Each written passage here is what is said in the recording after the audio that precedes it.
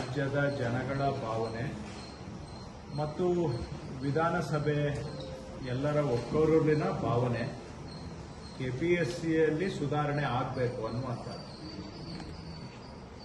ಎಲ್ಲ ಜನಗಳ ಭಾವನೆಗೆ ಗೌರವ ಕೊಟ್ಟು ಅದನ್ನು ಸುಧಾರಣೆ ಮಾಡುವಂಥ ಗಂಭೀರ ಪ್ರಯತ್ನವನ್ನು ಸರ್ಕಾರ ಮಾಡ್ತಾ ಇದೆ.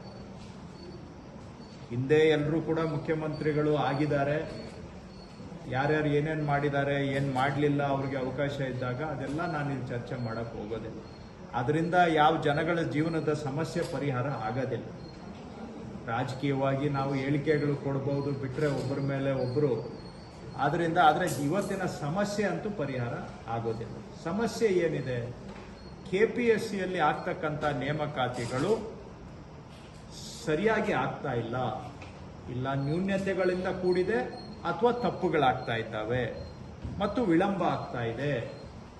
ಕಾಲಕ್ಕೆ ನೇಮಕಾತಿ ಆಗ್ತಾ ಇಲ್ಲ. ಇಷ್ಟು ವಿಷಯಗಳು ಪಕ್ಷಾತೀತವಾಗಿ ಎಲ್ಲರೂ ಕೂಡ ಕಾಂಗ್ರೆಸ್ ಪಕ್ಷ, ಜೆಡಿಎಸ್, ಬಿಜೆಪಿ ಮೂರೂ ಪಕ್ಷ ವಿಧಾನಸಭೆಯಲ್ಲಿ ಒಕ್ಕೊರಲಿನಿಂದ ಹೇಳಿರುವಂತಹದ್ದು. ಯಾಕೆ ಅಂದ್ರೆ ಜನಗಳ ಅಭಿಪ್ರಾಯನೂ ಅದೇ ರೀತಿ ಇದೆ. ಸರ್ಕಾರನೂ ಕೂಡ ಈ ಒಂದು ಅಭಿಪ್ರಾಯದ ವಿರುದ್ಧವಾಗಿ ನಾವೆಲ್ಲೂ ಕೂಡ ಮಾತಾಡಿಲ್ಲ, ಅದನ್ನು ಒಪ್ಕೊಂಡಿದ್ದೇವೆ. ಹೌದು, ಇದು ಸುಧಾರಣೆ ಆಗಬೇಕು ಅಂತ ಒಪ್ಕೊಂಡಿದ್ದೇವೆ.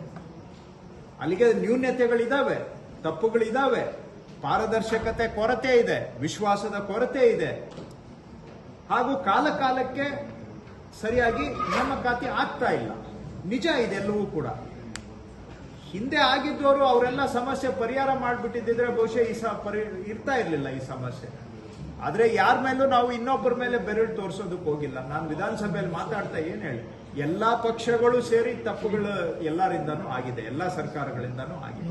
ಈಗ ಸುಧಾರಣೆ ಮಾಡಬೇಕು. ನಾನೀಗ ವಿಧಾನಸಭೆಯಲ್ಲಿ ನಿಂತ್ಕೊಂಡ್ಬಿಟ್ಟು ನೀವೇನ್ ಮಾಡಿದ್ರಿ ಅಂತ ನಾನು ಮಾತಾಡ್ಬೋದಾಗಿತ್ತು ಮುಖ್ಯಮಂತ್ರಿಗಳ ಪರವಾಗಿ.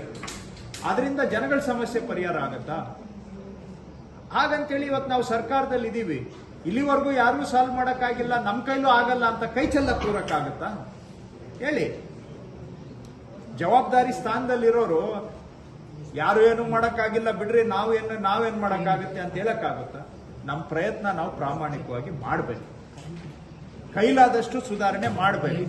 ಒಬ್ಬರ ಕೈಲೇ ಎಲ್ಲ ಆಗ್ಲಿಕ್ಕಿಲ್ಲ, ಆದ್ರೆ ನಮ್ಮ ಕೈಲಾದಷ್ಟು ಆದ್ರೂ ನಾವು ಮಾಡಬೇಕು. ಹಾಗಾಗಿ ಸುಧಾರಣೆ ಮಾಡಬೇಕು ಅಂತ ಸರ್ಕಾರ ಸಂಕಲ್ಪ ಮಾಡಿ ನಾವು ಕೆಲವು ತೀರ್ಮಾನಗಳನ್ನ ತಗೊಂಡಿದ್ದೇವೆ.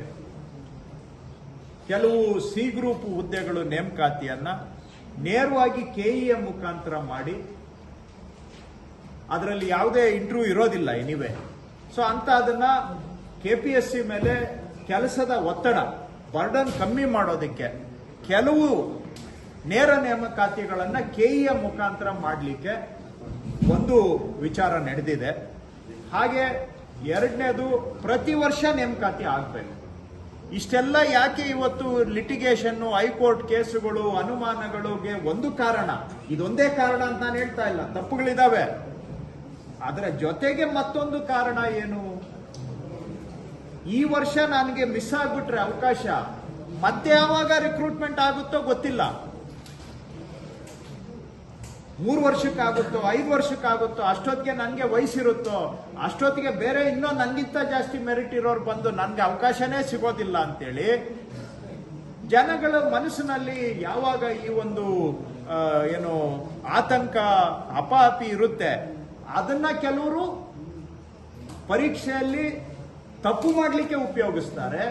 ಇನ್ ಕೆಲವರು ಆ ನೇಮಕಾತಿಯನ್ನ ಸರಿ ಇಲ್ಲ ಅಂತೇಳಿ ವಾದ ಮಾಡಿ ಕೋರ್ಟಿಗೆ ಹೋಗ್ತಾರೆ. ಸೊ ಹೀಗೆ ಬೇರೆ ಬೇರೆ ಮಾರ್ಗ ಹುಡುಕೊಳ್ಳಿಕ್ಕೆ ಪ್ರತಿ ವರ್ಷ ನೇಮಕಾತಿ ಆಗದೇ ಇರೋದು ಒಂದು ಕಾರಣ.